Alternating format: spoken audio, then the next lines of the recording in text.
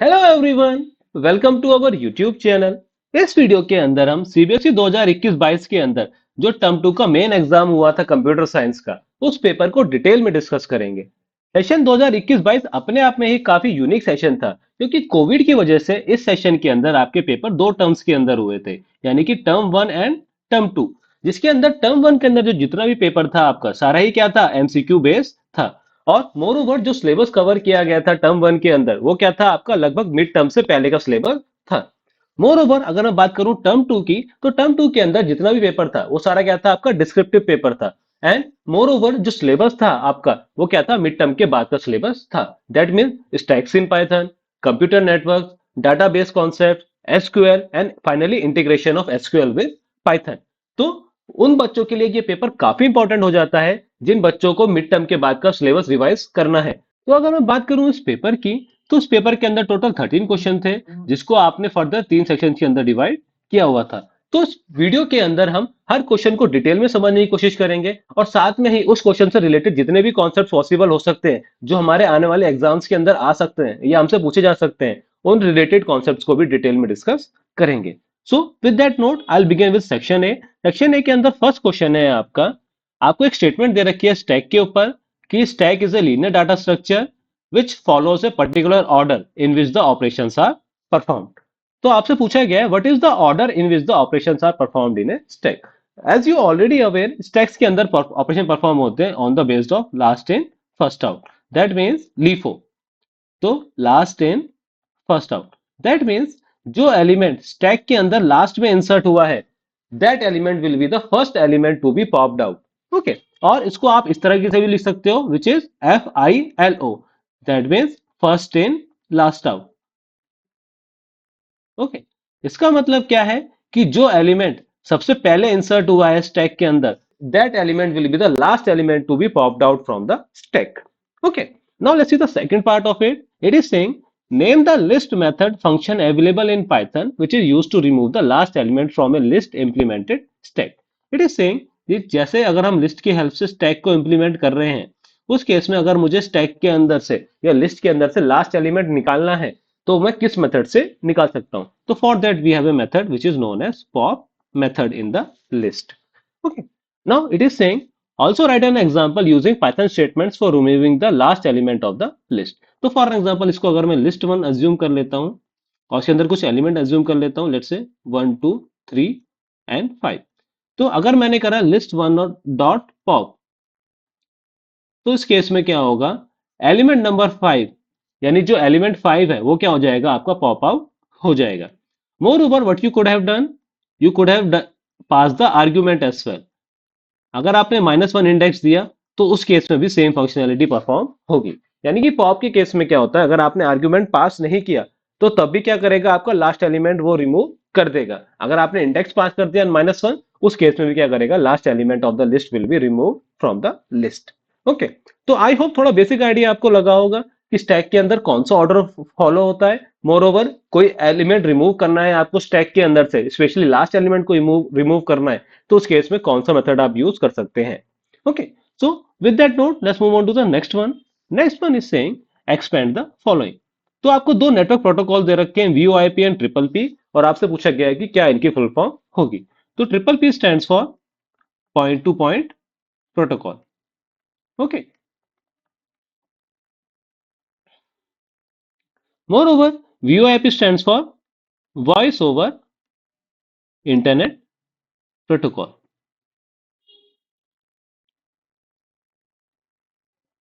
ध्यान दीजिएगा, आपके सीबीएसई के पेपर में नेटवर्क प्रोटोकॉल्स की फुल फॉर्म के ऊपर क्वेश्चंस आता ही आता है। जरूरी नहीं है आपको डायरेक्टली ये क्वेश्चन मिले, हो सकता है आपको डिफरेंट प्रोटोकॉल्स के ऊपर क्वेश्चन मिल जाए। तो for that case you need to be aware about the each and every network protocols which are in covered in our syllabus. तो आप लोगों के लिए कन्वीनियंस के लिए मैंने क्या करा है, उन प्रोटोकॉल्स को लिस्ट डाउन कर दिया है, उनके डेफिनेशन भी मेंशन कर दिया, साथ में उनके यूज केसेस भी मेंशन कर दिए हैं। तो what you can do, you can just take a screenshot of this screen, so that जब भी आप कंप्यूटर नेटवर्क्स को रिवाइज करें, तो आप इस स्क्रीनशॉट को रेफर कर पाए और अपने नेटवर्क प्रोटोकॉल्स के ऊपर जो जितने भी क्वेश्चंस आते हैं उनको इजीली आंसर कर पाए। तो ऐसे अगर मैं बात करूं एचटीटीपी की, तो एचटीटीपी क्या हो गया आपका, hyper text transfer protocol. Similarly HTTPS क्या हो गया, hyper text transfer protocol with security. Same for FTP stands for file transfer protocol and so on so forth. तो what you should do, you just take a screenshot of it so that आप इसको future में revise कर पाए. Okay. Now let's see the next part of it. It is saying Diya wants to transfer pictures from her mobile phone to her laptop. She uses Bluetooth technology to connect two devices. And then it is asking which type of network will be formed in this case. तो इस case में आपका network जो form हो रहा है that will be PAN, that is stands for personal area network. Once again इस type के क्वेश्चन भी आपको बहुत ज्यादा मिलेंगे पेपर के अंदर. Then what you need to do, once again you need to go through the network type slide और आपको देखना पड़ेगा कि इस स्लाइड के अंदर कौन कौन से नेटवर्क टाइप्स हैं, आपके क्या क्या डेफिनेशन है, and moreover based on their coverage area और distance you need to decide कि कौन सा टाइप का नेटवर्क फॉर्म होगा. जैसे एग्जांपल के केस में PAN stands for personal area network.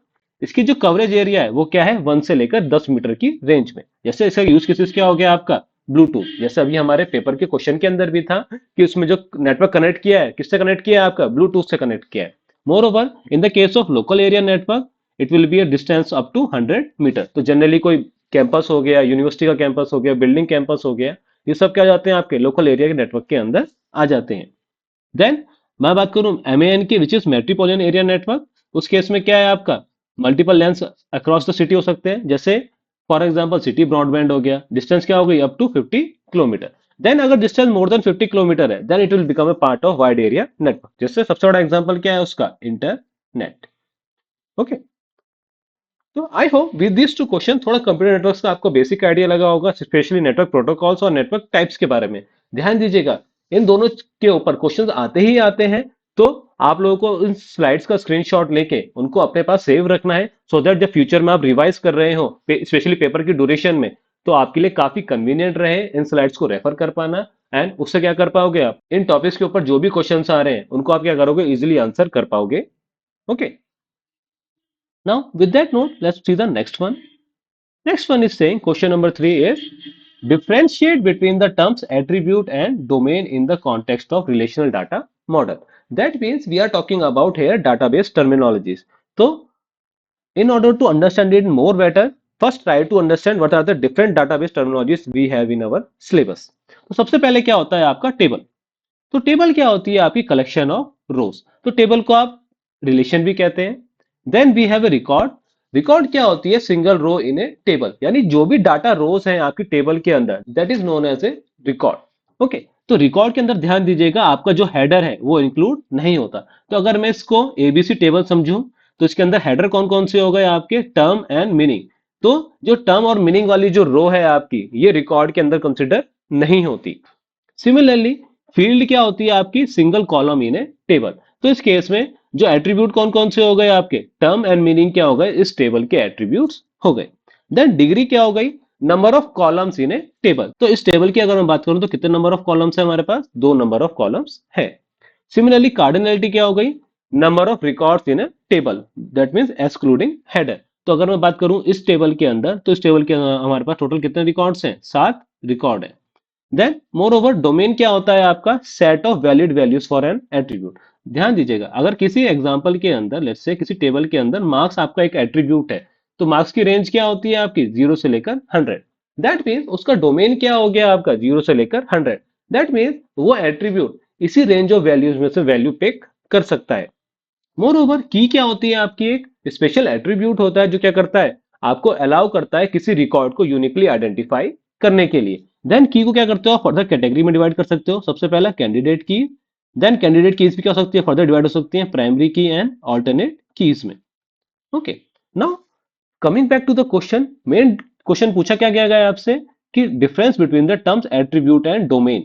तो एट्रीब्यूट बेसिकली क्या हो गया, जैसे अभी जस्ट मैंने आपको बताया, कोई भी कॉलम या फील्ड इन ए टेबल जो क्या करता है, रिप्रेजेंट करता है किसी रिलेशन यानी किसी टेबल की प्रॉपर्टी को.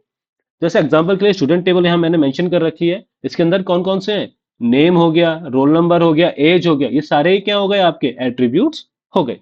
देन डोमेन क्या हो गया आपका, सेट ऑफ वैलिड वैल्यूज. जैसे पिछले केस में मैंने आपको एग्जांपल दिया था मार्क्स का. Similarly in the case of age क्या रेंज हो सकती है आपकी, 0 से लेकर 120. हालांकि बहुत ज्यादा एक्सट्रीम रेंज हो गई but it could be the possible range. Similarly, in the case of gender, we can have either male, female or other. Okay. तो I hope you got an idea कि डिफरेंस क्या होता है attribute and domain के अंदर। More over जो important slide है आपके लिए वो ये है। जरूरी नहीं है कि आपको एट्रीब्यूट और डोमेन के अंदर ही डिफरेंस पूछा जाएगा। हो सकता है आपको डिग्री के बारे में पूछ ले, कार्डिनलिटी के बारे में पूछ ले, या आपसे पूछ ले रिकॉर्ड क्या होता है।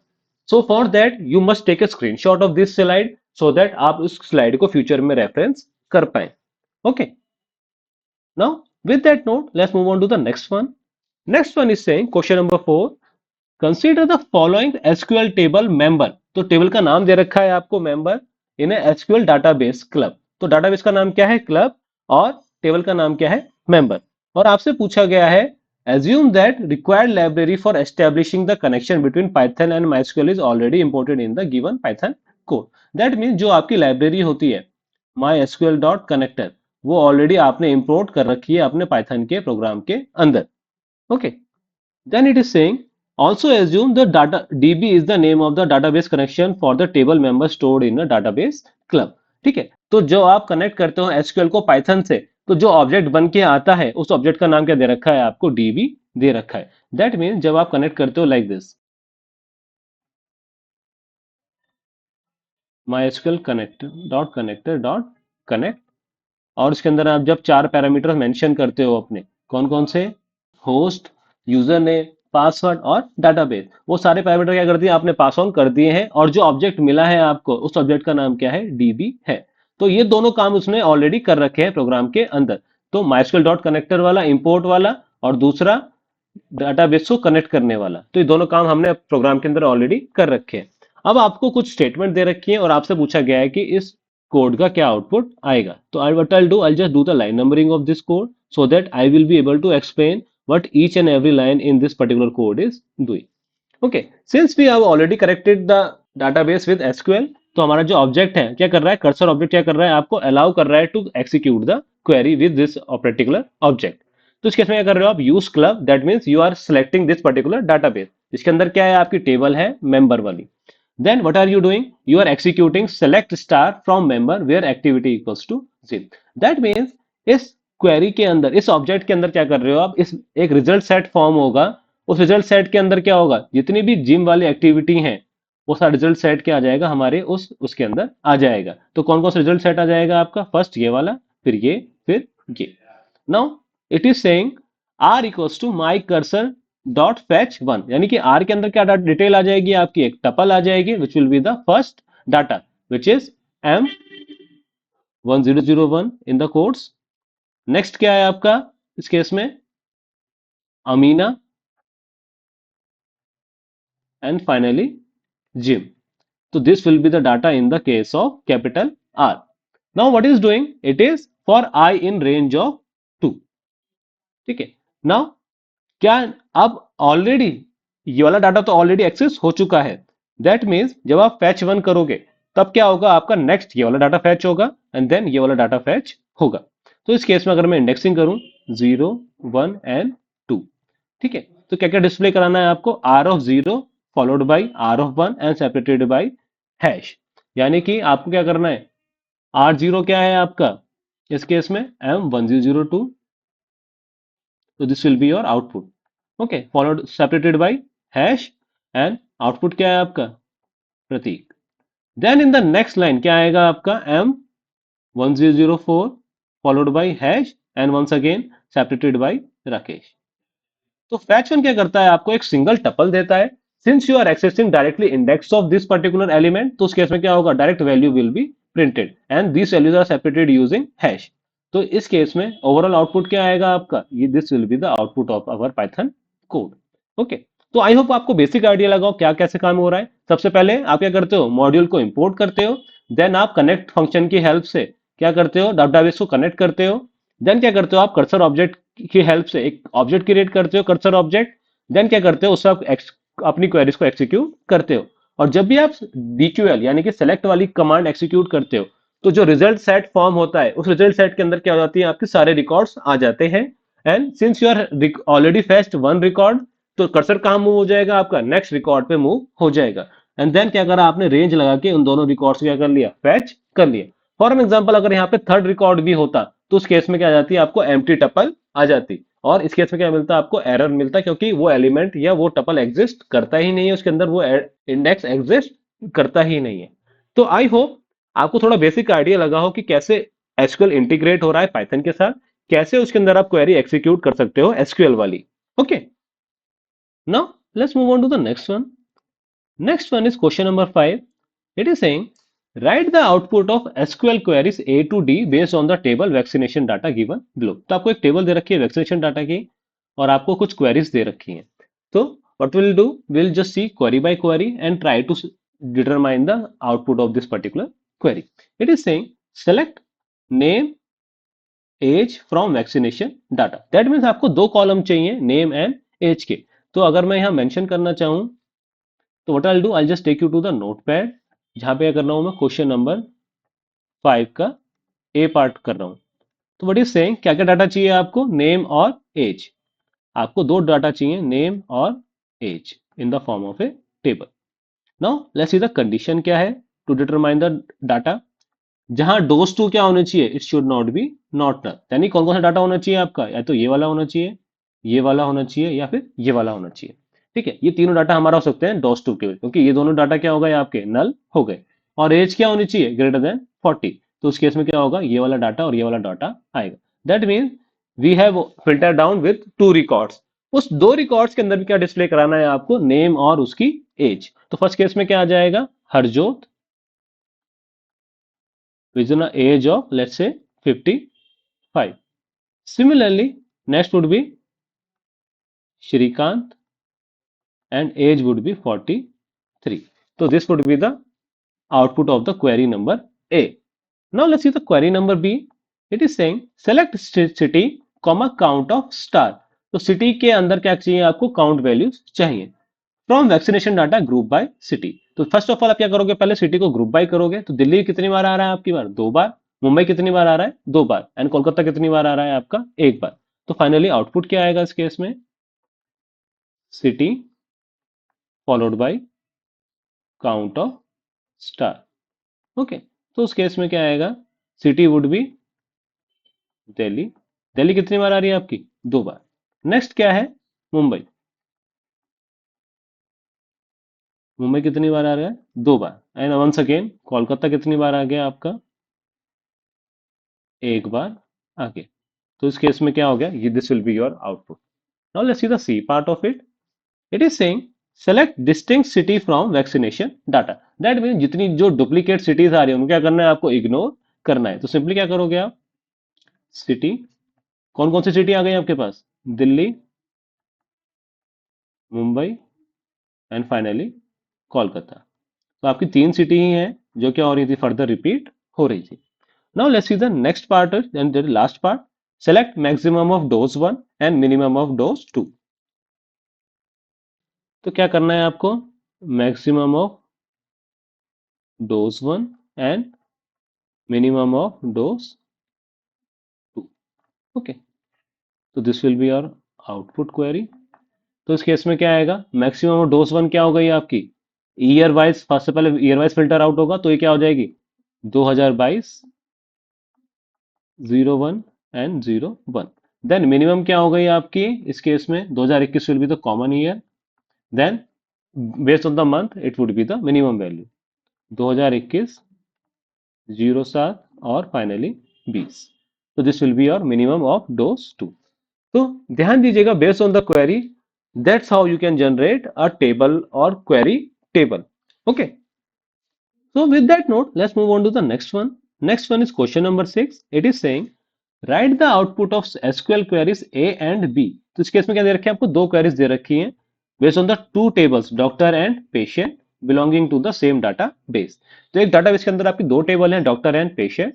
Let's see the doctor table. Doctor table के अंदर क्या है, doctor number, doctor name and its fees.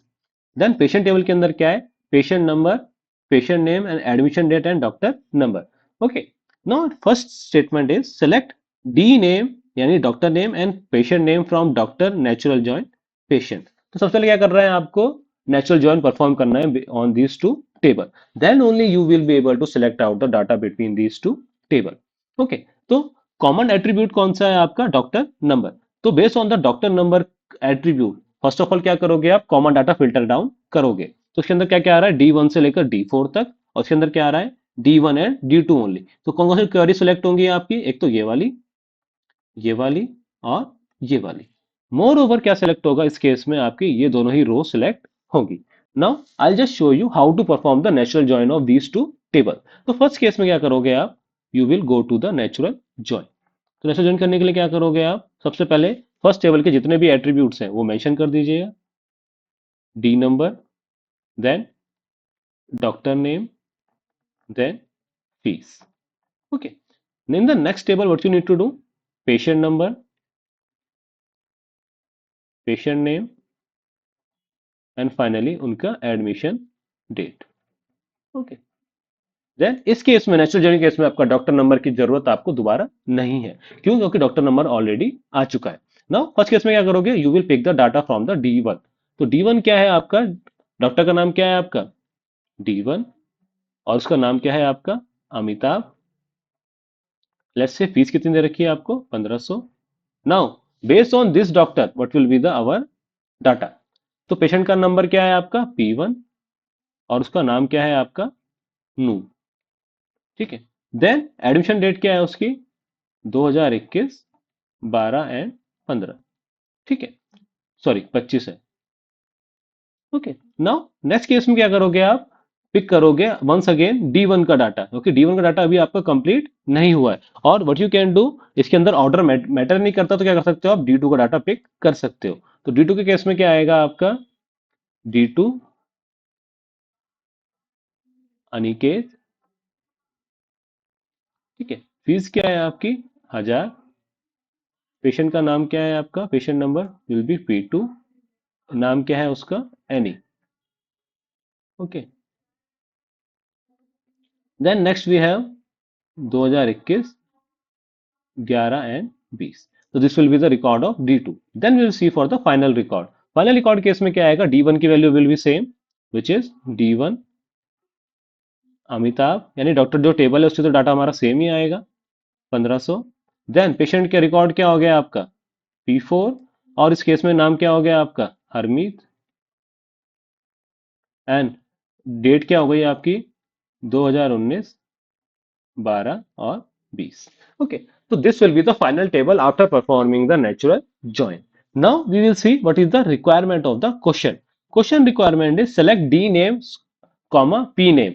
ठीक है, तो सिंपली क्या करोगे, आपका जो आंसर आ जाएगा वो क्या आ जाएगा, D name and P name. So that will be the final answer. तो क्या आ जाएगा आपका उस केस में, तो डी नेम क्या हो गया आपका, अमिताभ। पेशेंट का नाम क्या है उस केस में, नू। अगेन इस केस में क्या है, अनिकेत, और पेशेंट का नाम क्या है आपका, एनी। नाउ पेशेंट का नाम क्या है आपका, सॉरी डॉक्टर का नाम क्या है, अमिताभ, एंड इस केस में पेशेंट का नाम क्या है आपका, हरमीत।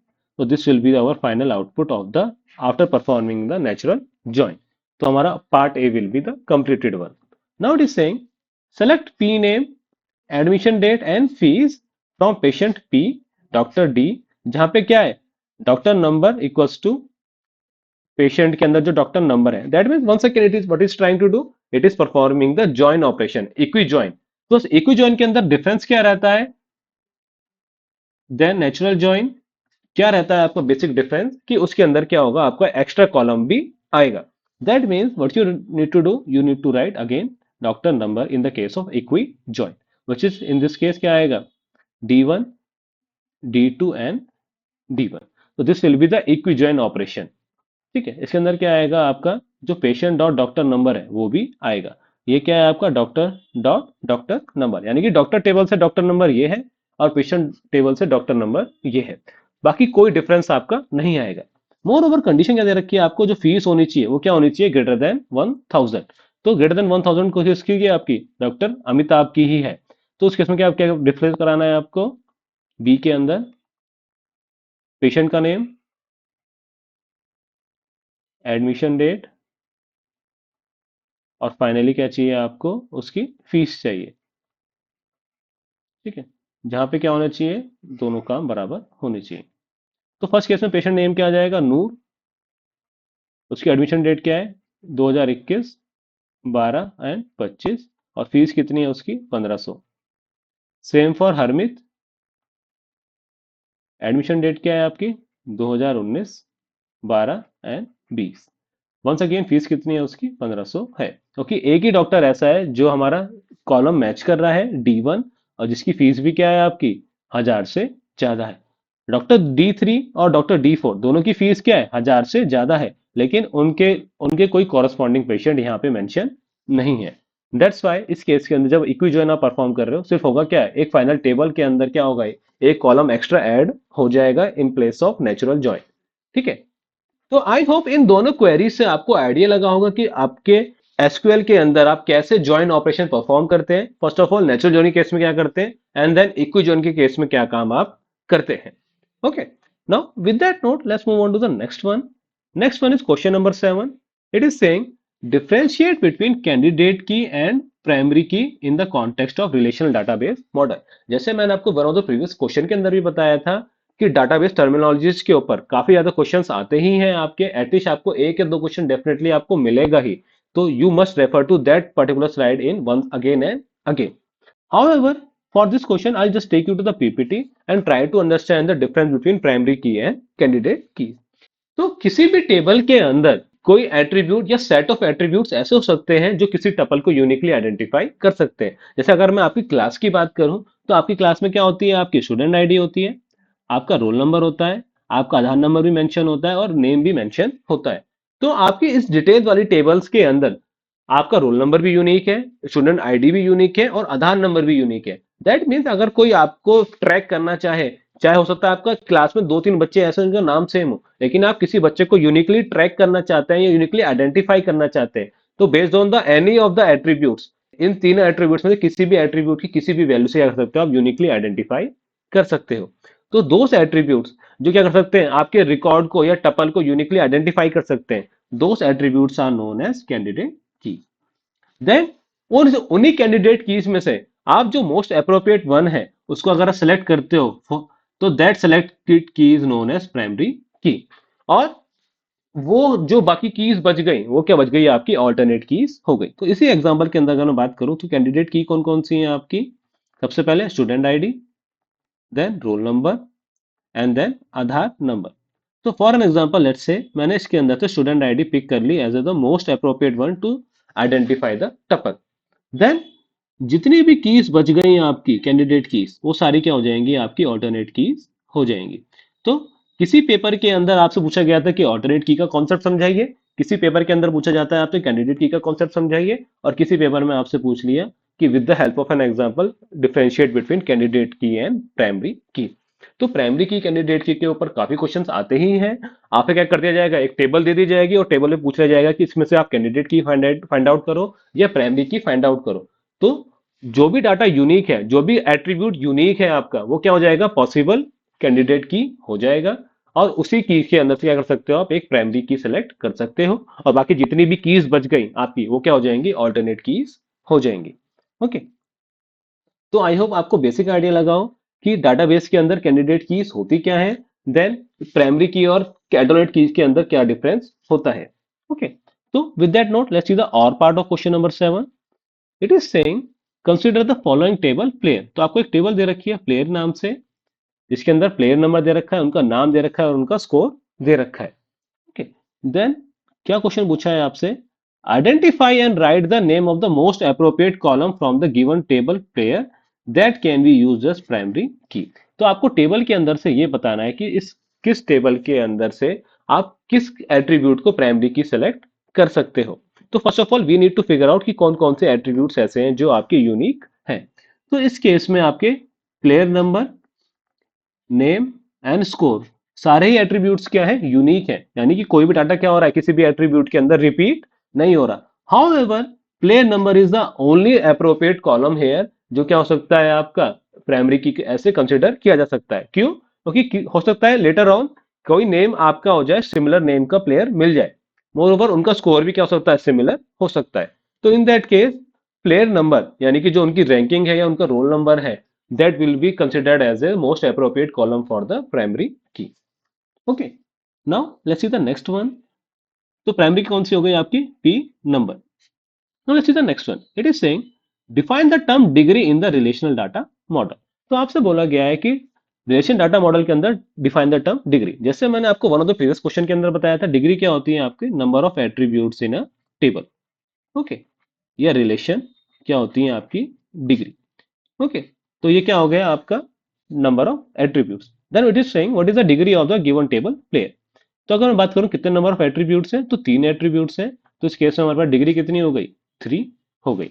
ओके, तो ध्यान दीजिएगा, डाटाबेस टर्मिनोलॉजीज के ऊपर क्वेश्चंस आते ही हैं आपके, और काफी इजी होते हैं। तो स्पेशली उन बच्चों के लिए जिनके पाइथन लैंग्वेज के ऊपर कमांड नहीं है, उनके लिए डाटाबेस का टॉपिक काफी ज्यादा इंपॉर्टेंट हो जाता है, क्योंकि ये एक तो first of all relatively easy है, प्लस ज्यादातर आपका पाइथन लैंग्वेज से लिंक भी नहीं करता। That's why it becomes very important for you guys to study database concept in detail. Okay, so with this question we have completed our section A. Now we'll move to the section B and try to answer each and every question of the section B. So the first question in section B is question number 8. It is saying write the definition of user defined function push nv bracket में n which accepts a list of strings in the parameter n and pushes all strings which have no vowels present into a list named no vowel। तो आपको एक stack दे रखा है no vowel के नाम से, which is list है आपकी नो वोवल। क्या करना है आपको, उन स्ट्रिंग्स को पुश करना है जो एन के अंदर है आपकी। एन क्या है आपका, लिस्ट ऑफ स्ट्रिंग्स। उन स्ट्रिंग्स को आपको पुश करना है जिसके अंदर वॉवल्स नहीं है। ओके, देन क्या करना है आपको, write a program in Python to input 5 words and push them one by one into a list name all. Okay, तो आपको क्या करना था, इस यूजर डिफाइंड फंक्शन से पहले क्या करना है, आपको एक प्रोग्राम लिखना है। इसके अंदर क्या करना है आपको, 5 वर्ड्स इनपुट कराने हैं फ्रॉम द यूजर, और क्या करना है, उसको लिस्ट के अंदर अपेंड करने हैं। देन ये प्रोग्राम क्या करेगा, फंक्शन को यूज करेगा पुश एनवी को to create a stack of words in the list no vowel. जैसे हमने आपको बताया नो वोवल क्या है आपका, स्टैक है। Okay, then so that it store only those words which do not have any vowel present in it from the list all। okay, then क्या करना है, after that pop each word from the list no vowel and display the popped word। when the stack is empty display the message empty stack। आपको example भी दे रखा है कि अगर list के अंदर हमारे पास ये 5 वर्ड होंगे तो आउटपुट क्या आएगा। तो उस केस में हमारा आउटपुट किस फॉर्म में आएगा, तो नो वोवल यानी स्टैक के अंदर क्या डाटा होगा आपका, ये ड्राई रिदम एंड जिम। और आउटपुट कैसा आएगा आपका, gym rhythm dry and empty stack. So in order to answer this one what I do, I just take you to the notepad and try to solve this question step by step। okay, so so in question number 8 what we need to do, we need to first create a function which is known as push of nv। तो क्या करा आपने, function की definition लिख ली, push N V and bracket में N. ध्यान दीजिएगा आपको अपना ज्यादा दिमाग लगाने की जरूरत नहीं है, जो सिंटेक्स दिया है वही सिंटेक्स यूज कीजिए, जो नाम दिया है वही नाम यूज कीजिए। क्या करना है आपको, उन स्ट्रिंग्स को पुश करना है स्टैक के अंदर जिसके अंदर वॉवल्स नहीं है। ठीक है, तो क्या करना है आपको, सबसे पहले हर स्ट्रिंग को ट्रैवर्स करना पड़ेगा आपको फॉर आई इन एन। अब आई क्या है इस केस में आपका, individual word of the string. तो एन के अंदर जितने भी वर्ड्स हैं उसको क्या कर रहे हो आप, इंडिविजुअली एक्सेस कर रहे हो with the help of I. Now इस आई के अंदर आपको चेक करना है इफ आई के अंदर हमारा कोई वॉवल्स है या नहीं है। अगर कोई वॉवल्स है इस आई के अंदर, इन दैट केस क्या करना है आपको, वो स्टैक के अंदर पुश नहीं करना। अगर कोई भी वॉवल्स नहीं है, इन दैट केस क्या करोगे आप, स्टैक के अंदर उसको पुश कर दोगे। Okay, now what you need to do, अब आई क्या है आपका, एक इंडिविजुअल वर्ड है। आपको क्या करना पड़ेगा, हर कैरेक्टर को चेक करना पड़ेगा फॉर इंडिविजुअल वर्ड कि उस हर कैरेक्टर वॉवल्स के अंदर लाई कर रहा है या नहीं करना है। तो सिंपली क्या करोगे आप, फॉर जे इन आई क्या करोगे आप, चेक करोगे इफ जे डॉट लोअर किसमें है आपका, इन ए ई आई ओ यू, यानी कि आपका अगर मैं जे को लोअर केस बना दूं तो वो वॉवल्स के अंदर लाई कर रहा है या नहीं कर रहा है। अगर वो वॉवल्स के अंदर लाई कर रहा है तो सिंपली क्या करना है आपको, उसको स्टैक के अंदर अपेंड नहीं करना। तो सिंपली क्या करूंगा, मैं एक फ्लैग की वैल्यू ले लेता हूं विच इज डिनोट्स कि कोई वैल्यू मेरी इसके अंदर है या नहीं है। एंड बिफोर द वर्ड क्या करूंगा, मैं फ्लैग की वैल्यू क्या कर दूंगा, 0 कर दूंगा। जहां फ्लैग क्या इंडिकेट कर रहा है कि वॉवल्स है या नहीं है उस वर्ड के अंदर। ओके, अगर वॉवल्स मिल जाता है मुझे तो क्या करूंगा मैं, सिंपली मुझे आगे चेक करने की जरूरत नहीं है। Now what I will do outside the inner loop, क्या करूंगा मैं, इफ फ्लैग की वैल्यू मेरी जीरो के बराबर है, यानी after iterating each and every character of the particular word, अगर मेरी फ्लैग की वैल्यू स्टिल जीरो रहती है, उस केस में क्या करूंगा मैं, स्टैक जो क्या है मेरा नो वोवल, उसमें क्या कर दूंगा मैं, आई को अपेंड कर दूंगा। ओके, तो ये काम क्या कर दूंगा मैं, स्टैक के अंदर ये काम आप कर दोगे कि अगर फर्स्ट ऑफ ऑल क्या करोगे आप, इंडिविजुअल वर्ड को ट्रैवर्स करोगे, देन हर वर्ड के अंदर आप इंडिविजुअल कैरेक्टर को ट्रैवर्स करोगे, देन हर कैरेक्टर के अंदर आप चेक करोगे कि वो वॉवल्स के अंदर लाई कर रहा है या नहीं कर रहा। अगर वॉवल्स के अंदर लाई कर रहा है तो फ्लैग की वैल्यू वन करके क्या कर दोगे, लूप से बाहर आ जाओगे। और जैसे ही आप लूप से बाहर आओगे, देन यू विल चेक कि आपका जो लूप टर्मिनेट हुआ है because of the flag equals to one की वजह से हुआ है, या फिर आपकी ओवरऑल इटरेशन कंप्लीट हो गई। नाउ अगर ओवरऑल इटरेशन कंप्लीट हो गई और कोई भी कैरेक्टर हमारा वॉवल्स के अंदर नहीं है, तो इन दैट केस क्या होगा, फ्लैग की वैल्यू क्या रहेगी, जीरो ही रहेगी। उस केस में क्या करोगे आप, स्टैक के अंदर आई को अपेंड कर दोगे। ओके, तो फर्स्ट पार्ट क्या है आपका, कंप्लीट हो गया। Now let's see the second part, it is saying write a program in Python to input five words and push them one by one into a list name out. तो क्या करना है आपको, आउटसाइड द फंक्शनैलिटी क्या करना है आपको, पहले एक वोवल डिफाइन करना है आपका stack, which is no vowel equals to empty list. Then क्या करना है आपको, एक एम्प्टी लिस्ट ट्रांसफर करनी है ऑल के नाम से। Okay, next what will you do, after this you will input a five words from the user. तो सिंपली क्या करोगे आप, for i in range of five, क्या करोगे आप, यूजर से एलिमेंट इनपुट कराओगे, एलिमेंट इनपुट, और बोलोगे एंटर है ना वर्ड। ठीक है, फिर क्या करोगे, उसको आप ऑल के अंदर अपेंड कर दोगे। Okay, if you wish you can display this list so that आपको आइडिया लगे कि आपकी ओवरऑल इनपुट लिस्ट क्या है। Okay, now what you will do, ये पार्ट भी कंप्लीट हो गया। Now let's see the last part of it. Function को आपने यूज कर लिया to create a stack of word, तो सिंपली क्या करोगे आप, फंक्शन को कॉल कर दोगे, push of N V, and parameter के अंदर क्या वैल्यू दोगे आप, all, which is received as N in that particular case.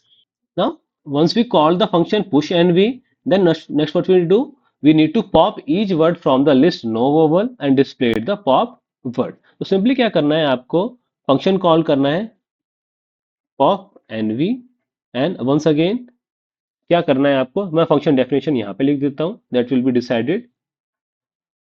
हालांकि आपसे बोला नहीं गया फंक्शन लिखने के लिए, but it recommended to use user define function. तो क्या करना है आपको, उन वर्ड्स को डिस्प्ले कराना है जो नो वोवल्स के अंदर है। तो सिंपली क्या करोगे आप, while length of no vowel, जो आपका स्टैक है, जब तक आपकी लेंथ उससे क्या है, जीरो से ज्यादा है, तब तक क्या करते रहोगे आप, प्रिंट कराते जाओगे स्टैक डॉट पॉप। तो पॉप कैसे कराना है आपको, इन the case of and parameter क्या होना चाहिए, स्पेस होना चाहिए। तो क्या करोगे आप, simply print no vowel dot pop, since each and every value should be in the single line, तो क्या करोगे, सिंपली आप एंड पैरामीटर को क्या कर दोगे, एक स्पेस दे दोगे। ओके, देन अगर आपका लूप ब्रेक होता है बेस्ड ऑन द कंडीशन, उस केस में क्या करोगे आप, प्रिंट कराओगे, क्या प्रिंट कराना है आपको, एम्प्टी स्टैक। ओके, इस केस में आपको एंड पैरामीटर देने की जरूरत नहीं है, क्योंकि उसके बाद आपको जरूरत ही नहीं है नेक्स्ट लाइन के अंदर फर्दर कुछ प्रिंट कराने की। Okay, so what we have done so far, we have created two functions, user defined function push nv and pop nv। then क्या करा हमने, अपने प्रोग्राम के अंदर पांच वैल्यूज इनपुट कराई और क्या करा, सिंपली फंक्शन कॉल किया है। For better understanding of this particular program, I'll just take you to the ideally so that we will be able to see the execution of this particular program. Okay, so I'll just first of all करना क्या है आपको, एक function बनाना है, इसका नाम क्या है आपका, पुश एनवी, जिसके अंदर आपकी क्या है, एक एन दे रखी है आपको, list of string. Okay, then क्या करना है आपको, उस लिस्ट के अंदर सिंपली क्या करना है, हर एक वर्ड को ट्रैवर्स करना है फॉर आई इन एन। ठीक है, तो आई क्या हो गया, अब आपका इंडिविजुअल वर्ड हो गया। Once again what will you do, you will just taken a variable which is known as flag, आप कुछ भी वेरिएबल का नाम ले सकते हो, इट्स अप टू यू। ठीक है, जो क्या ट्रैक करेगा कि उस वर्ड के अंदर हमारे वॉवल है या नहीं है। सिंपली क्या करा आपने, फॉर जे इन आई, अब क्या चेक करोगे आप, इफ जे डॉट लोअर, अगर आप यहाँ लोअर नहीं करोगे तो सिंपली क्या करना पड़ेगा आपको, हर केस को चेक करना पड़ेगा for the vowels, A E I O U in the small case and A U I U in the capital case as well. अगर वोवल्स के अंदर लाई कर रहा है तो उसके में क्या करोगे, आप फ्लैग की वैल्यू अपडेट कर दोगे बाई 1, एंड मोर ओवर क्या कर दोगे, आप इनर लूप से बाहर आ जाओगे। Now once you got out of the inner loop, simply क्या करोगे, आप चेक करोगे इफ फ्लैग की value is 0। That means you are trying to check कि हमारा लूप ब्रेक की वजह से टर्मिनेट हुआ है कि ओवरऑल कंडीशन यानी ओवरऑल इटरेशंस पूरी हो गई हैं तब हमारा लूप ब्रेकआउट हुआ है। उस केस में क्या करोगे, अगर फ्लैग की वैल्यू 0 है, दैट मीन्स इस वर्ड के अंदर आपका कोई वॉवल नहीं है, तो क्या करोगे, simply no vowel dot append of I. तो क्या करोगे, आप उसके अंदर स्टैक के अंदर क्या कर दोगे, अपेंड कर दोगे वो आई को। Okay, then after the functionality क्या करोगे, सबसे पहले आप एक स्टैक डिफाइन कराओगे with the name of no vowel, जिसकी वैल्यू क्या हो जाएगी आपकी, empty list. Once again what will do, एक वेरिएबल ले लिया आपने लिस्ट के नाम से ऑल। नो क्या करना था आपको, for i in range of 5, आपको 5 एलिमेंट इनपुट कराने थे यूजर से। क्या करोगे आप, यहाँ पे आप मेंशन कर दोगे इनपुट एंटर ए वर्ड या एंटर द वर्ड। ठीक है, तो क्या करोगे, जो वर्ड आपने इनपुट कराया उसे क्या करोगे, आप लिस्ट के अंदर जो कि क्या है आपकी ऑल, उसके अंदर क्या कर दोगे, उसको ऐड कर दोगे। ओके, नाउ सिंपली क्या करोगे, after the list what you can do, you can print this, जो लिस्ट आपने इनपुट कराई है। Okay, now after that what you need to do, you need to call this function which is push of N V. Okay, and then followed by N. So once we call the function, what I can do, I can just print the stack. जो stack क्या है आपका, no verbal, to check कि function implement करने के बाद क्या value आती है हमारे इस stack की। तो आफ्टर कॉलिंग ए पुश फंक्शन क्या करना है, सिंपली आपको एक पॉप फंक्शन भी क्रिएट करना है विद नो वैल्यू। ठीक है, और साथ में क्या करना है, उसके आर्ग्यूमेंट में कोई वैल्यू देने की जरूरत आपको नहीं है। तो what I just do, I create this functional here. तो क्या करूंगा मैं, सिंपली पॉप ऑफ एनवी, कोई आर्ग्यूमेंट पास नहीं करा आपने ना। इस केस में क्या करोगे, while you will just see if length of जो स्टैक है मेरा, उसकी अगर लेंथ मेरी ग्रेटर देन 0 है, तब तो क्या करते रहोगे आप, किसी एलिमेंट के अंदर उसको एलिमेंट ले लीजिए, उसका पॉप करा के। ठीक है, और क्या कर दीजिए, उस एलिमेंट को सिंपली प्रिंट करा दीजिए in a single line. To print all the element in a single line क्या करना पड़ेगा आपको, एंड पैरामीटर को सप्रेस करना पड़ेगा। And finally after the loop क्या करना पड़ेगा, आपको प्रिंट कराना है एम्प्टी स्टैक। तो ये सारा काम आपको करना पड़ेगा इन the case of this particular question. Okay, तो अगर आप ध्यान दें तो क्वेश्चन की लेंथ भले थोड़ी सी ज्यादा है, 20-25 लाइन का प्रोग्राम है आपका, बट है बहुत सिंपल। अगर आप स्टेप बाय स्टेप चलोगे और आपको फंक्शनलिटी पता होगी पुश एंड पॉप की, तो इन क्वेश्चन को आप इजीली अटेम्प्ट कर पाओगे। तो सिंपली क्या करता हूं, मैं इस क्वेश्चन को रन करता हूं। Now based on the input, मैं क्या करता हूँ, यूजर से इनपुट प्रोग्राम वाले ही इनपुट ले लेता हूँ। तो क्या है पहला इनपुट आपका, ड्राई। ठीक है, तो सारे कैपिटल केस में आपका ड्राई। नेक्स्ट क्या है आपका, लाइक। नेक्स्ट क्या है आपका, रिदम। ओके, देन क्या है आपका, वर्क। एंड फाइनली क्या है, जिम। ओके, तो फर्स्ट क्या आप डिस्प्ले होगी आपकी input list. It is saying name N is not defined, तो it is giving us an error. It is saying कि लाइन नंबर 24 में आपने एन की जो वैल्यू डिफाइन करी है, एन फंक्शन को जो कॉल किया है उसमें एन की वैल्यू डिफाइन नहीं है। Okay, I got it. इस केस में क्या करना था आपको, रादर देन एन क्या करना था आपको, ऑल वैल्यू पास ऑन करनी थी। ओके, तो I just run it again so that you will be able to get the more clarity on this particular question. Okay, once again I'll take the same input. तो क्या है input, dry, then like, then rhythm, then work, and then finally gym. तो इस case में input list क्या हो गई, जो हमारी लिस्ट इनपुट लिस्ट थी वो सिमिलर आ गई, dry like rhythm work and gym. Okay, same list आ गई हमारे पास। देन स्टैक के अंदर के एलिमेंट आ गए आपके, ड्राई रिदम एंड जिम, जो हमने डिस्प्ले करा लिए। And then finally final output क्या आ गया आपका, gym rhythm dry and empty stack. That means जो प्रोग्राम हमने परफॉर्म किया है, जो ऑपरेशन हमने परफॉर्म किए हैं स्टैक के ऊपर, वो सारे ही ऑपरेशन क्या हैं आपके, सही हैं। Okay, so I hope with this question you got an idea कि सबसे पहले आप पुश ऑपरेशन कैसे परफॉर्म कर सकते हो, पॉप ऑपरेशन कैसे परफॉर्म कर सकते हो लिस्ट स्टैक के ऊपर, मोर ओवर अपने प्रोग्राम के अंदर कैसे आप वैल्यूज को इनपुट करा सकते हो एंड देन लिस्ट के अंदर स्टोर करा सकते हो एंड देन आप कैसे फंक्शन कॉल को यूज कर सकते हो। ओके, तो आई होप इससे थोड़ा क्लैरिटी आई होगी आपको स्टैक क्वेश्चंस के बारे में। Now with let's see the other part of it. इस और पार्ट से क्या होगा, आपकी और क्लैरिटी इनहांस होगी regarding the stacks in Python. Okay, so it is saying write the definition of a user defined function push 3 underscore 5 of n which accepts a list of integers in a parameter n। that means इस case में n क्या है आपका list of integer। पुराने question के अंदर क्या था, n was list of strings। जो करना क्या है इस फंक्शन के अंदर, आपको push all those integer which are divisible by 3 और divisible by 5 from the list n। ठीक है, तो ध्यान देने वाली बात क्या है, इसके अंदर जो n आप एज ए पैरामीटर एक लिस्ट रिसीव कर रहे हो, उस लिस्ट के हर एलिमेंट को आपको चेक करना है। अगर हर एलिमेंट यानी जो इंटीजर नंबर है आपका, या अगर वो 3 से डिवाइड हो रहा है या 5 से डिवाइड हो रहा है, तो उस केस में क्या करना है आपको, इस लिस्ट के अंदर उसको पुश करना है। दैट मीन्स ये क्या है आपका एक स्टैक का नाम है। ओके, देन क्या करना है आपको, write a program in Python to input 5 integers from a into a list नाम। ठीक है, तो इस केस में क्या करना है आपको, इंटीजर इनपुट कराने हैं from the user. Then finally क्या करना है आपको, इस फंक्शन को यूज करना है टू क्रिएट द स्टैक। इस स्टैक का नाम आपको ऑलरेडी दिया हुआ है। देन आफ्टर क्या करना है आपको, पॉप करना है ईच इंटीजर वैल्यू को फ्रॉम द लिस्ट। जो भी आप स्टैक्स है आपका ओनली 3_5 एंड डिस्प्ले क्या करना है पॉप वैल्यू को। एंड वंस अगेन क्या करना है आपको, जब वैल्यू सारी पॉप आउट हो जाए तो क्या करना है आपको, स्टैक एम्प्टी प्रिंट कराना है। मोर ओवर आपको एग्जांपल भी दे रखा है। इस बार लिस्ट के अंदर एलिमेंट क्या है आपके, ये है इंटीजर वैल्यू, तो स्टैक की वैल्यू क्या होगी, दिस वन। एंड फाइनली जो आउटपुट होगा आपका पॉप ऑपरेशन के बाद, वो क्या आएगा, this value will be the output of the programme.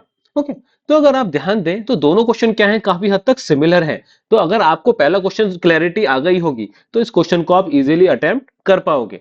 C, paper के अंदर क्या होगा, आपको दोनों में से एक ही क्वेश्चन अटेम्प्ट करना होगा, लेकिन पेपर के अंदर आपको सिमिलर टाइप के क्वेश्चंस ही मिलेंगे, जिसके अंदर पुश और पॉप फंक्शनैलिटी के ऊपर ही क्वेश्चन आएगा, स्पेशली इन टैक्स के ऊपर। Okay, so once again what we'll do, we'll go to the notepad and try to see the logic of this program, then we will move to the ideally and try to execute this program। okay, so first thing first, करना क्या है आपको, question 8 का और part है आपका। तो first case में क्या करना है आपको, फंक्शन डिफाइन करना है। फंक्शन का नाम क्या है आपका, DEF push 3_5 of n, where n क्या है यहाँ पे, list of integers. Once again what you need to do, for I in n, that means इस केस में I क्या है आपका, individual element of the list.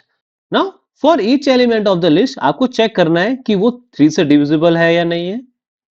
अगर 3 से डिविजिबल नहीं है या 5 से डिविजिबल है, ठीक है, तो उस केस में क्या करना है, अगर वो 3 से डिविजिबल है या 5 से डिविजिबल है, उस केस में क्या करना है आपको, जो आपका स्टैक है ओनली 3_5, उसके अंदर क्या करना है आपको, अपेंड करना है किसको, यानी पुश करना है किसको, आई को। तो बेसिकली आपको ये काम करना है पुश अंडर 3_5 वाले फंक्शन के अंदर। आपको हर एक एलिमेंट को ट्रैवर्स करना है और चेक करना है कि वो 3 से या 5 से डिविजिबल है, तो उस केस में क्या करना है, अपेंड कर देना है अपने स्टैक के अंदर। देन आफ्टर द फंक्शनैलिटी क्या करना है आपको, एक प्रोग्राम लिखना है। इसके अंदर क्या करना है आपको, 5 नंबर इंटीजर्स इनपुट कराने हैं फ्रॉम द यूजर। तो फर्स्ट अगेन क्या करूंगा, पहले मैं एक अपना स्टैक डिफाइन कर दूंगा, ओनली 3_5। इसकी इनिशियल वैल्यू क्या ले लूंगा मैं, एम्प्टी लिस्ट। सिमिलरली अपना लिस्ट वाला नंबर वाला क्या कर लूंगा, लिस्ट डिफाइन कर लूंगा। नाउ क्या करना है आपको, for i in range of 5। क्यों, क्योंकि आपको 5 इंटीजर वैल्यूज चाहिए फ्रॉम द यूजर। तो सिंपली क्या करोगे आप, यूजर से नंबर इनपुट कराते जाइए एंड इंट इनपुट, और बोलते रहिए यूजर से enter an integer number. Okay, तो आप अपने अकॉर्डिंग कोई प्रॉम्प्ट डाल सकते हैं, जिसके अंदर क्या कर सकते हो, आप मेंशन कर सकते हो यूजर से to input a integer number. Now जो भी इंटीजर नंबर आया, क्या करना है, सिंपली आपको उसको, जो नम है आपका लिस्ट, उसके अंदर क्या करना है आपको, उसको अपेंड करना है। तो now what you will get input list. What you can do, you can print input list. Okay, जो कि क्या है आपकी NUM। ओके, नाउ सिंपली क्या करोगे, once you input the list, simply क्या करोगे, आप फंक्शन को कॉल कर लोगे। फंक्शन का नाम क्या है आपका, पुश 3_5 5 और लिस्ट कौन सी पास करोगे आप, जो लिस्ट आपने अभी इनपुट कराई है।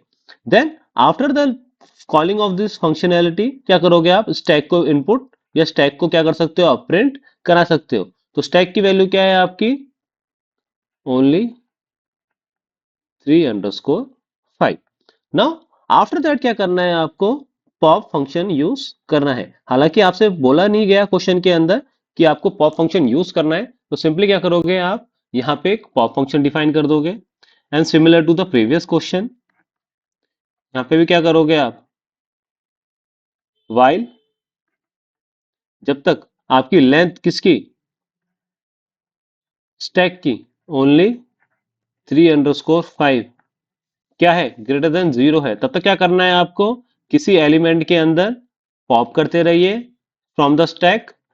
और पॉप करने के बाद क्या करना है आपको, उस एलिमेंट को डिस्प्ले कराना है with in a single line. Since we want to print into single line, तो एंड पैरामीटर की वैल्यू क्या कर दूंगा, मैं चेंज कर दूंगा from slash n to single space. और कब तक रन करूंगा, जब तक मेरा लूप क्या है, लेंथ जब तक क्या है स्टैक की 0 से ज्यादा है। अगर 0 से ज्यादा नहीं है तब क्या करूंगा मैं, आई विल प्रिंट जो मेरे क्वेश्चन के अंदर मेंशन कर रखा है, एम्प्टी स्टैक। ओके। तो अगर आप ध्यान दें तो पिछले क्वेश्चन की तरह इस क्वेश्चन के अंदर भी सिमिलर फंक्शनैलिटी ही परफॉर्म हो रही है। पॉप फंक्शनैलिटी तो बिल्कुल सिमिलर ही है। पुश फंक्शनैलिटी के अंदर क्या हो रहा है, according to the question you need to see कि आपको क्या चेंजेस परफॉर्म करने हैं। एंड मोर ओवर जो ओवरऑल प्रोग्राम के अंदर आपको इनपुट कराना है वो भी पोर्शन भी क्या है, सिमिलर है।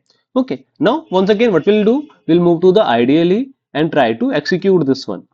Okay, so once again function का नाम क्या है आपका, पुश 3_5 ऑफ, और आपको पैरामीटर क्या दे रखा है, कैपिटल एन, जिसके अंदर क्या करना है आपको, for i in n, that means you need to access each and every value of n. Then what will you do, you will check if i modulus 3 equals to 0, या फिर आई modulus 5 equals to 0, यानी कि जो आई है आपका या तो 3 से डिवाइड हो रहा हो या फिर क्या हो रहा हो, 5 से डिवाइड हो रहा हो। उस केस में क्या करना है आपको, ओनली 3_5 के अंदर क्या करना है, अपेंड कराना है आई को। ओके, तो स्टैक के अंदर क्या कर दिया आपने, ये ऑपरेशन परफॉर्म कर दिया। देन आउटसाइड द फंक्शनैलिटी क्या करना है आपको, पहले स्टैक को डिफाइन करना है। स्टैक का नाम क्या है आपका, ओनली 3_5, जिसकी इनिशियल वैल्यू क्या कर दोगे आप, एम्प्टी लिस्ट। देन क्या करोगे आप, एक अनदर लिस्ट असाइन करोगे which is another empty list. अब क्या करना है आपको, यूजर से इनपुट कराना है for i in range of 5। क्या करना है आपको, 5 नंबर इनपुट कराने हैं यूजर से, तो सिंपली क्या करोगे आप, इन इनपुट, और इसे बोल दोगे enter an integer number. Once again जैसे हमने नोटपैड के अंदर किया था, सिंपली क्या करोगे आप, num dot append of n, and after the loop क्या करोगे आप, पहले इनपुट लिस्ट प्रिंट करा दीजिए लाइक दिस। ठीक है, तो वो क्या है आपका, नम। देन क्या कीजिए, जो पुश वाली फंक्शनैलिटी है उसको कॉल कर दीजिए। ठीक है, इस केस में जो इनपुट आएगा आपका आर्ग्यूमेंट, वो क्या होगा, जो लिस्ट आपने इनपुट कराई है। देन क्या प्रिंट करा दीजिए आप, सिंपली स्टैक की वैल्यू इनपुट करा दीजिए विच इज जो आपका स्टैक है, ओनली 3_5। आफ्टर दैट क्या कीजिए, पॉप फंक्शनैलिटी कॉल कर दीजिए। पॉप फंक्शनैलिटी के अंदर क्या चाहिए आपको, pop 3_5। Okay, and similar to the previous question क्या कीजिए, पॉप फंक्शनैलिटी को भी डिफाइन कर दीजिए लाइक दिस, पॉप 3_5। ठीक है, अगेन क्या करना है इस केस में, वाइल जब तक मेरा स्टैक, स्टैक की नाम क्या है मेरा, ओनली 3_5, उसकी जो लेंथ है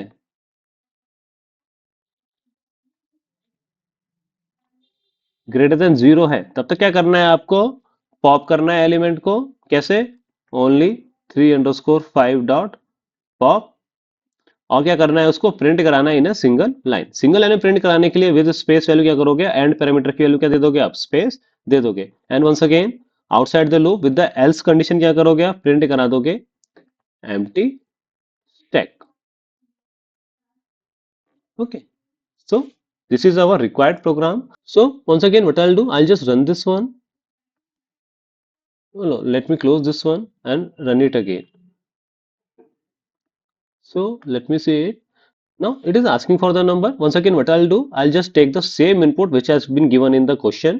तो फर्स्ट केस में क्या है आपको 10, then 6, then 14, then 18 and finally 30.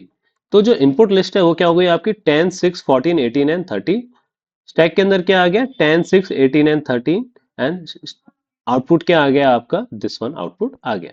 Hence, इस केस के अंदर भी आपका जो स्टैक का रिक्वायर्ड प्रोग्राम था वो क्या करा आपने फर्स्ट ऑफ ऑल नोटपैड के ऊपर लॉजिक डेवलप किया, देन आइडियली के ऊपर भी क्या करा उसको एग्जीक्यूट करा. ध्यान दीजिएगा पेपर के अंदर आपको आइडियली नहीं मिलेगा, लेकिन आइडियली पे प्रोग्राम एग्जीक्यूट करने से क्या होगा आपका कॉन्फिडेंस इंक्रीज होगा कि जो भी लॉजिक आप डेवलप कर रहे हैं ऑन द नोटपैड और योर नोटबुक वो लॉजिक को क्या कर पा रहे हो सक्सेसफुली इंप्लीमेंट भी कर पा रहे हो.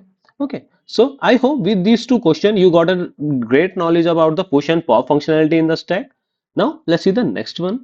Next one is question number 9. It is saying a SQL table items contains the following columns.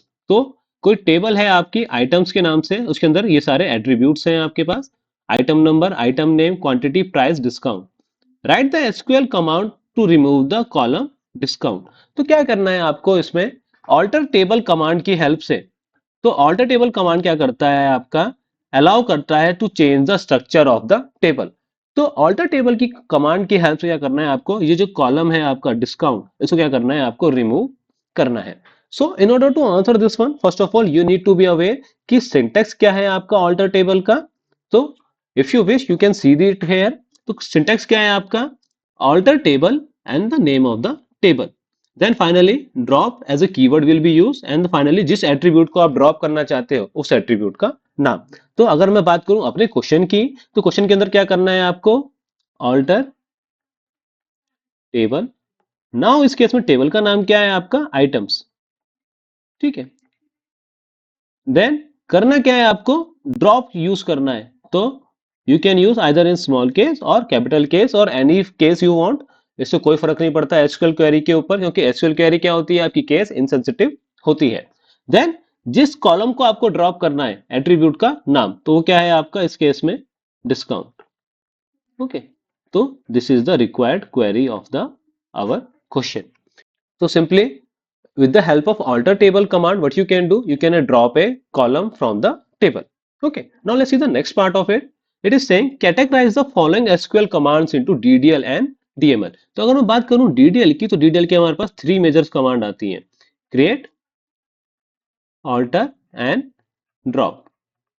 Similarly DML के अंदर क्या आती हैं 3 मेजर कमांड कौन कौन सी आती हैं insert, update and finally delete. Okay, so these are the three major commands in DML. In addition to these DML statement, जो select statement होती है जो कि एक्चुअल में क्या होती है DQL का पार्ट होती है, डाटा क्वेरी लैंग्वेज का पार्ट होती है, उसको भी कभी कभी क्या कर लिया जाता है DML का पार्ट कंसिडर कर लिया जाता है. तो जब आप क्वेश्चन के अंदर अगर सेलेक्ट स्टेटमेंट देखें तो in that case you can select it as a DML statement as well. Okay, so now coming back to the question. Create क्या हो गई आपकी DDL कमांड हो गई, अपडेट क्या हो गई DML, अगेन इंसर्ट क्या हो गई डाटा मैनिपुलेशन लैंग्वेज कमांड और ड्रॉप क्या हो गई data definition language command. Okay, तो I hope you got an idea. ध्यान दीजिएगा डीडीएल एंड डीएमएल कमांड्स के ऊपर 2 या 3 नंबर के क्वेश्चंस आते ही आते हैं आपके सीबीएसई पेपर के अंदर. क्या कर सकता है आपसे कैटेगराइज करा सकता है डीडीएल एंड डीएमएल कमांड्स के ऊपर. आपको कोई कमांड लिखने के लिए बोला जा सकता है कि किसी टेबल के अंदर आपको ये टास्क परफॉर्म करना है तो आप कैसे परफॉर्म करोगे, कोई डाटा इंसर्ट करना है तो कैसे परफॉर्म करोगे. So this kind of question you can see in your CBSE annual exam as well. Okay, तो आई होप थोड़ा बेसिक आइडिया लगा होगा आपको कि डीडीएल एंड डीएमएल की कौन कौन सी कमांड होती है और कैसे किसी टेबल के अंदर आप किसी कॉलम को ड्रॉप कर सकते हैं. Okay, so with that note let's move on to the next one. Next one is question number 10. It is saying Rohan is learning to work upon relational database management system, that means RDBMS application. Help him to perform the following task. It is saying to open the database name library. तो अगर आपको कोई database को open करना है तो उसके लिए क्या कमांड है आपके पास use and followed by name of the database. ठीक है, फॉलोड बाय सेमीकोलन. ध्यान दीजिएगा एसक्यूएल के अंदर कुछ स्टेटमेंट्स ऐसी हैं जो विदाउट सेमीकोलन चल जाती हैं. use command is one of those command, but my recommendation is to you कि always use a semicolon so that आपकी क्या है एक कंटिन्यूटी बनी रहे और आप कहीं कंफ्यूज भी ना हो कि किस स्टेटमेंट के अंदर सेमीकोलन आएगा और किस स्टेटमेंट के अंदर सेमीकोलन नहीं आएगा। Now it is saying to display the names of all the tables stored in the open database, यानी कि इस डाटाबेस के अंदर, जो लाइब्रेरी डाटाबेस के अंदर आपको सारी टेबल्स क्या करनी है, शो करनी है। तो for that what we can do, simply show tables followed by semicolon. Now अगर आपने यूज कमांड यूज नहीं करी होती तो उस केस में क्या करते हैं आप, show tables from let's say library. तो उस सिनारियो में भी क्या होती है, आपको सारी टेबल शो हो जाती from this database library. But इस केस में क्या कर रखा है आपने, ऑलरेडी यूज कर रखा है, तो ये स्टेटमेंट भी काम आपकी कर जाएगी। अगर आपने यूज नहीं किया होता और आप ये स्टेटमेंट को रन करते शो टेबल्स, तो आपको पास क्या आ जाता है, एक एरर आ जाता है कि no database has been selected. Okay. Now it is saying to display the structure of the table books existing in the already open database library.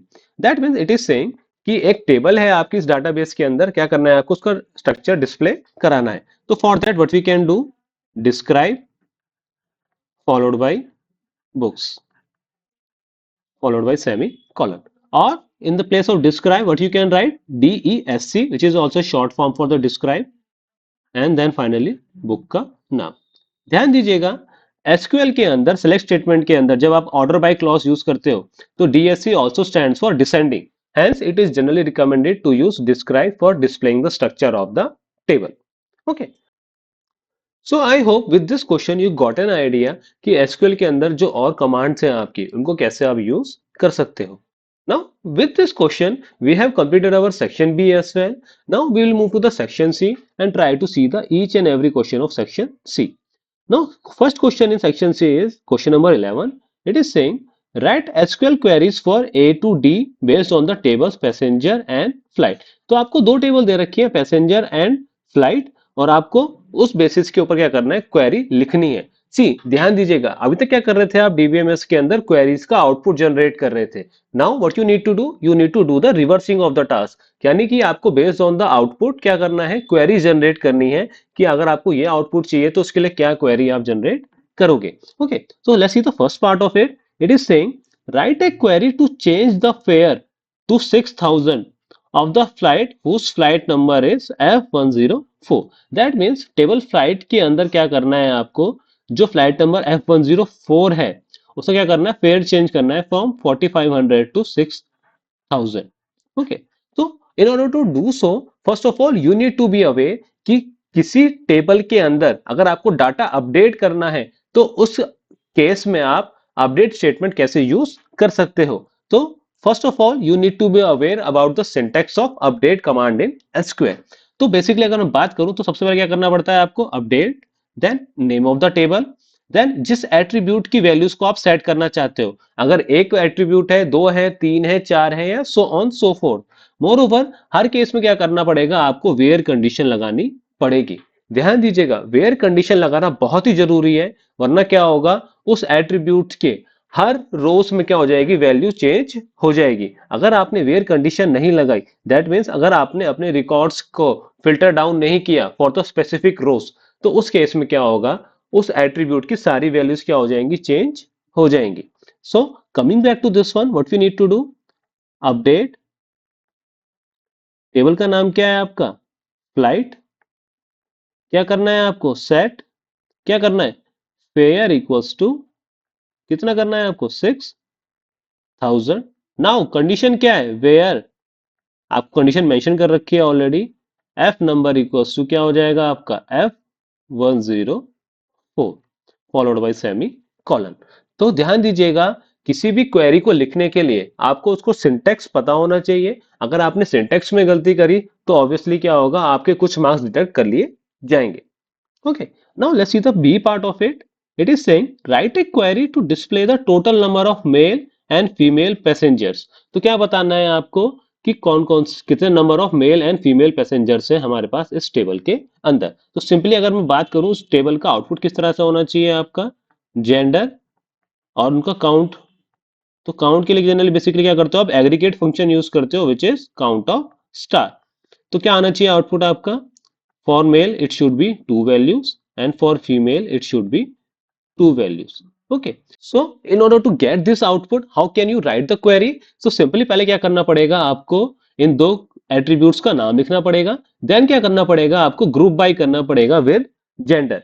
तो I just show you how to write this query. तो simply क्या करोगे, क्या आप select, क्या चाहिए आपको, first of all gender चाहिए, देन उनका काउंट चाहिए। In order to display the count, first of all किस टेबल से चाहिए आपको, फ्रॉम पैसेंजर, टेबल का नाम क्या है आपका, passenger. Now what you need to do, you need to group by on which basis, on the attribute gender। तभी तो आप काउंट ले पाओगे, कि क्योंकि आप जब तक आप ग्रुप बाय नहीं करोगे तब तक आप उनको ग्रुपिंग कर नहीं पाओगे, और तब आप उनके ऊपर एग्रीगेट फंक्शन भी अप्लाई नहीं कर पाओगे। Okay, now let's see the C part of it. It is saying write a query to display the name, corresponding fare, flight date of all passengers who have a flight to start from Delhi। That means आपकी where condition क्या है, it should be, flight start किससे होनी चाहिए, दिल्ली से होनी चाहिए। Now ध्यान दीजिएगा, नेम किस टेबल में है आपका, पैसेंजर टेबल में। Okay, on the other hand fair किस टेबल में है आपका, फ्लाइट टेबल में। दैट मीन्स क्या करना पड़ेगा आपको, दोनों टेबल्स को ज्वाइन करना पड़ेगा। Either you can apply equi join or you can apply natural join as well. तो what we can do, we can directly apply natural join as well. तो सिंपली क्या करूंगा मैं, सिलेक्ट, क्या क्या चाहिए मुझे, सबसे पहला नेम चाहिए। तो नेम के लिए क्या चाहिए मुझे, डायरेक्टली मैं नेम दे सकता हूं फ्रॉम पैसेंजर। तो सेलेक्ट नेम, कॉमा क्या चाहिए मुझे, फेयर चाहिए। देन क्या चाहिए मुझे, फेयर की डेट चाहिए। तो ये तीनों एट्रीब्यूट चाहिए मुझे। कहां से चाहिए मुझे, पैसेंजर से भी चाहिए और फ्लाइट से चाहिए। तो सिंपली क्या करूंगा मैं, नेचुरल ज्वाइन अप्लाई कर दूंगा फ्रॉम पैसेंजर, और I will write as a natural join. और नेक्स्ट किसको, किससे ज्वाइन कर रहा हूं मैं, फ्लाइट टेबल से। प्लस साथ में क्या करना है आपको, कंडीशन लगानी है। कंडीशन क्या होनी चाहिए आपकी, वेयर, किससे स्टार्ट कर रहे हो आप, दिल्ली से। That means where start equals to Delhi. तो सिंपली क्या करोगे, वेयर स्टार्ट एट्रीब्यूट क्या होना चाहिए आपका, दिल्ली होना चाहिए। ओके, तो I hope you got an idea कि कैसे आप क्वेरी लिख सकते हो। जो ऊपर की जो दो क्वेरीज थी ए और बी, ये सिंपली क्या थी आपके, सिंगल वन टेबल पे बेस्ड थी। बट जो क्वेरी नंबर सी है आपकी, ये क्या कर रही है, आपको अप्लाई करने को कह रही है to join operation. Either you can use equi join or you can directly use natural join as well. Okay, then it is saying write a query to delete the records of flights which end at Mumbai. Once again, in order to update the data from the table या delete the data from the table, आपको उसको syntax पता होना चाहिए। To delete the record of the flight, simply क्या करोगे आप, delete, ठीक है, जिस टेबल से आप डिलीट करना चाह रहे हो, डिलीट फ्रॉम टेबल, ठीक है। वेयर कंडीशन क्या होनी चाहिए आपकी, end equals to Mumbai. That means यहां क्या करना पड़ेगा आपको, एंड इक्वल्स टू मुंबई करना पड़ेगा, followed by semicolon। If you wish, I can show you the syntax of it as well। So it is saying delete from table name and where condition। तो इस case के अंदर भी क्या करोगे, where clause जो है आपका वो मेन पिक्चर में काम आ रहा है। बिकॉज इस केस में क्या कर रहे हो आप, वेयर क्लॉज की हेल्प से क्या कर पा रहे हो, अपनी रोज को फिल्टर कर पा रहे हो, कि बेस्ड ऑन द रोज जो मैं चाहता हूं, उन रोज को क्या कर सकता हूं मैं, फिल्टर डाउन कर सकता हूं, एंड देन अकॉर्डिंगली उन रोज को ही क्या करना चाहता हूं मैं, डिलीट करना चाहता हूं। अगर सिमिलर टू अपडेट कमांड, अगर मैंने वेयर क्लॉज यूज नहीं किया तो सारी क्या हो जाएंगी, सारी की सारी values will be deleted from the table. Okay, तो आई होप इस पर्टिकुलर क्वेश्चन से आपकी और क्लैरिटी आई होगी एसक्यूएल कमांड्स के ऊपर। सी, पेपर के अंदर आपके दोनों टाइप के क्वेश्चन आ सकते हैं।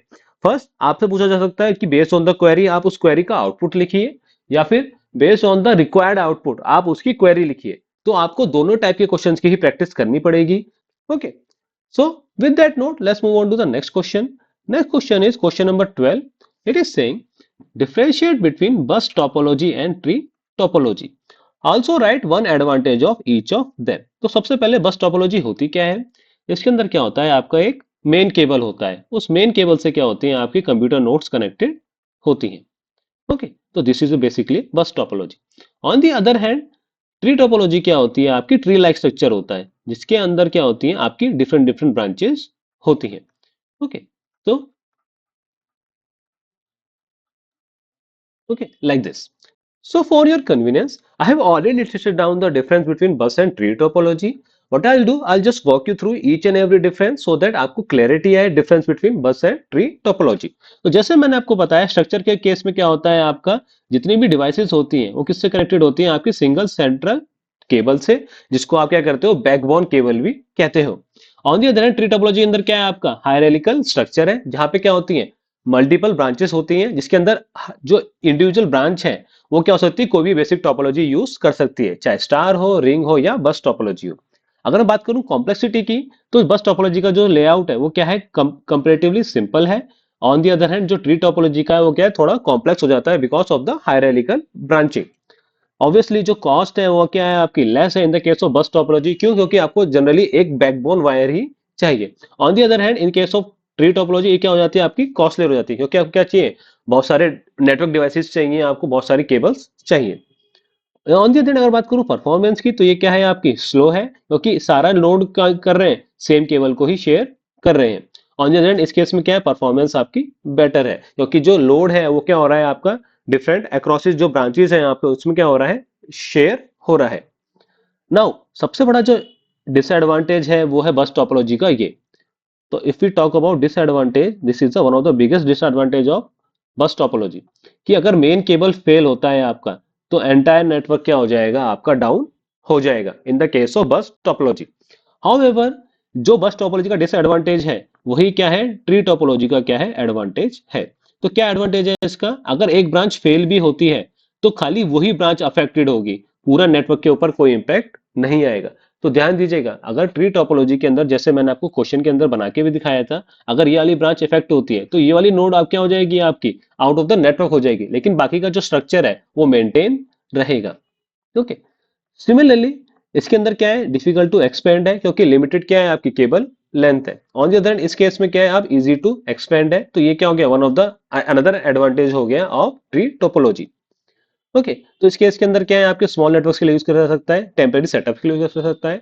ये क्या करा जा सकते हैं आपके जो जनरली केबल का लेआउट होता है वो सब जनरली किस पे बेस होता है ट्री टोपोलॉजी पे ऊपर बेस होता है। नाउ अगर मैं बात करूं एडवांटेजेस की ऑफ बस टोपोलॉजी तो you can mention these two advantages कि क्या है सबसे पहले सिंपल लेआउट है इजी टू सेटअप है मोर ओवर ये क्या है चीप है। ओके तो these are the two basic advantage of bus topology. अगर बात करूं ट्री टोपोलॉजी की तो you can mention any of this mention advantages. Okay तो I hope you got an idea कि बस टोपोलॉजी और ट्री टोपोलॉजी में क्या डिफरेंस होता है। I must suggest you to take a screenshot of it so that जब आप computer network को रिवाइज कर रहे हो तो आप इस स्लाइड को रेफर कर पाओ। Okay now with that note let's move on to the next part of it. और पार्ट क्या है क्वेश्चन नंबर 12 के फर्स्ट पार्ट का differentiate between HTML and XML। तो HTML क्या होता है आपका हाइपर टेक्स्ट मार्कअप लैंग्वेज और XML क्या होता है extensible markup language. Once again क्या करा है मैंने लिस्ट डाउन कर दिया difference between HTML and XML। Once again what you can do you can take a screenshot of it so that future में इसको आप क्या कर पाओ रेफरेंस कर पाओ। I just quickly walk you through the difference between HTML and XML। तो first of all full form क्या हो गई hypertext markup language and extensible markup language. Then main जो डिफरेंस आता है वो पर्पस क्या है इसका पर्पस क्या है आपका कि to display the data and creating the web pages. On the other hand XML का जो मेन काम है वो क्या है जो आपका डाटा है उसको स्टोर कराना स्ट्रक्चर प्रोवाइड कराना और साथ में ही उसको ट्रांसपोर्ट करना। ध्यान दीजिएगा एचटीएमएल फोकस करता है कि आपका डाटा कैसे दिखाई दे रहा है। On the other hand XML focus कर रहा है कि डाटा कैसा है। ओके यानी क्या उसका स्ट्रक्चर है क्या उसका मीनिंग है। एचटीएमएल के अंदर क्या होते हैं आपके प्री डिफाइंड टैग्स होते हैं। ऑन द अदर एक्सएमएल के अंदर क्या होते हैं यूजर डिफाइंड टैग्स होते हैं। मोर ओवर जो HTML है आपका वो केस सेंसिटिव नहीं है XML क्या है आपका केस सेंसिटिव है। अगर एरर हैंडलिंग की बात करूं तो ब्राउजर क्या करती है बहुत सारे एरर्स को ऑटोमेटिकली इग्नोर कर देती है तो हेंस जो एरर हैंडलिंग है वो ज्यादा स्ट्रिक्ट नहीं है। XML के केस में एरर हैंडलिंग क्या है काफी ज्यादा स्ट्रिक्ट है यानी कि आपको क्या करना पड़ेंगे सारे रूल्स प्रॉपरली फॉलो करने पड़ेंगे। ठीक है अगर मैं बात करूं टैग्स को क्लोज करने की तो HTML के अंदर कुछ टैग्स ऐसे हैं जिनको आपको क्लोज करने की जरूरत नहीं है बट XML के अंदर क्या होना चाहिए हर टैग क्लोज होना चाहिए। देन जो HTML है वो डाटा शेयरिंग के लिए सूटेबल नहीं है। ऑन दी अदर हैंड जो XML है वो क्या है डाटा एक्सचेंज के लिए सूटेबल है। मोर ओवर HTML का जो मेन यूज केस है वो क्या है वेब पेज को डिजाइन करने के लिए एंड XML का जो मेन यूज केस है वो क्या है डाटा का स्टोर करने के लिए। कॉन्फ़िगरेशन फाइल के लिए और एपीआईज के लिए। ओके, तो I hope with this slide you got an idea what are the differences between HTML and XML. Okay, now as per your convenience you can write any of the two differences. Moreover, you can write the examples as well. Now let's see the next part of it. Question number 12, it is saying what is a web browser. तो web browser क्या है? Basically एक software tool होता है जो क्या करता है, आपकी जो वेबसाइट्स होती है उनको क्या करता है, डिस्प्ले कराने में हेल्प करता है। And moreover it has been asking what are the names of the two commonly used web browser. So once again, I'll just take you to the PPT to showcase you the definition of web browser. तो web browser की definition की अगर मैं बात करूं तो web browser क्या है? आपका एक प्रोग्राम है जो क्या करता है, आपको अलाउ करता है to open websites by entering their URL. तो जो भी आपका वेबसाइट का यूआरएल होता है, जब आप टाइप करते हो जैसे www.google.com, तो उस केस में क्या करता है, जो आपका वेब ब्राउजर है आपको वो वेबसाइट विजिट करने में हेल्प करता है। तो जनरली क्या करता है, आपके वो वेब पेजेस को डिस्प्ले कराता है जो HTML में बिल्ड होते हैं, CSS में होते हैं और जावास्क्रिप्ट के अंदर बिल्ड होते हैं। तो कौन कौन से एग्जांपल्स हो गए आपके? गूगल क्रोम तो one of the most used browser है आपका। देन मोजिला हो गया, माइक्रोसॉफ्ट का एज हो गया, अभी रिसेंटली कॉमेट भी आया है परप्लेक्सिटी का। देन ब्रेव ब्राउजर है आपके पास, सफारी भी है एंड ओपेरा भी है। तो ऐसे बहुत सारे ब्राउजर्स आपके पास ऑलरेडी पिक्चर में है।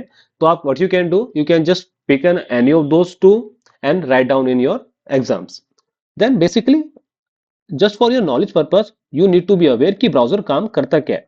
तो सबसे पहले क्या करता है, वो वेब सर्वर के पास रिक्वेस्ट भेजता है। देन वहां से क्या करता है, वेब पेजेस को डाउनलोड करता है। अगर टेक्स्ट, इमेजेस और वीडियोस हैं तो उनको क्या करता है, डिस्प्ले कराता है। और साथ में क्या करता है, आपको अलाउ करता है for navigation using hyperlinks. Okay, तो I hope with this question you got an idea कि वेब ब्राउजर होता क्या है, कैसे वो काम करता है, मोर ओवर कितने डिफरेंट डिफरेंट हमारे पास वेब ब्राउजर्स हैं। तो और उसके अंदर क्या कर सकते हो, आप सिंपली दो या तीन वेब ब्राउजर्स पिक करके उनको सिंपली नाम दे सकते हो।